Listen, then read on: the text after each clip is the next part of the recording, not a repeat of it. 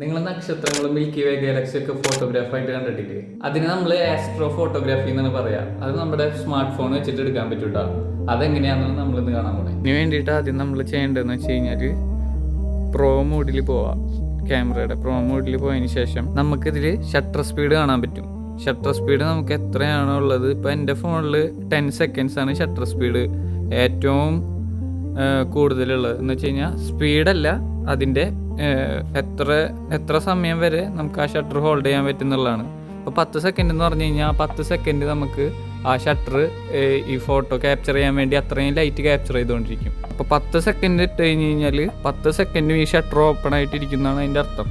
Okay, അപ്പോൾ അങ്ങനെ open ആയിട്ടിരിക്കുമ്പോഴാണ് നമുക്ക് ചെറിയ ലൈറ്റ്, ഈ സ്റ്റാർസിൻ്റെ ഒക്കെ ലൈറ്റ് ഭയങ്കര ചെറിയ ലൈറ്റ് അല്ലേ, അതൊക്കെ ക്യാപ്ചർ ചെയ്യണമെങ്കിൽ ഇത്രയും ടൈം നമുക്ക് ഷട്ടർ ഓപ്പൺ ആയിട്ട് വെക്കണം. ഇത് കാണുന്നുണ്ടോയെന്ന് അറിയില്ല, ഇവിടെ ചെറിയ ചെറിയ സ്റ്റാറുകളൊക്കെ കാണുന്നുണ്ട്. ലോ ഷട്ടറിൽ ഫോട്ടോസ് എടുക്കുമ്പോൾ നമ്മളെപ്പോഴും നമ്മൾ എടുക്കാൻ ഉപയോഗിക്കുന്ന ഡിവൈസ്, സ്മാർട്ട് ഫോൺ ആണെങ്കിൽ സ്മാർട്ട് ഫോൺ, അല്ലാന്ന് വെച്ച് കഴിഞ്ഞാൽ ക്യാമറ നമ്മൾ സ്റ്റേബിളായിട്ട് വെക്കണം.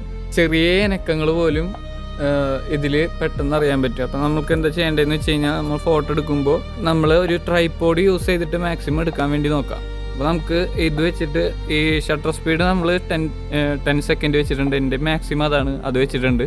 ISO നമുക്ക് മാക്സിമം എൻ്റെ 3200 വരെ പറ്റും.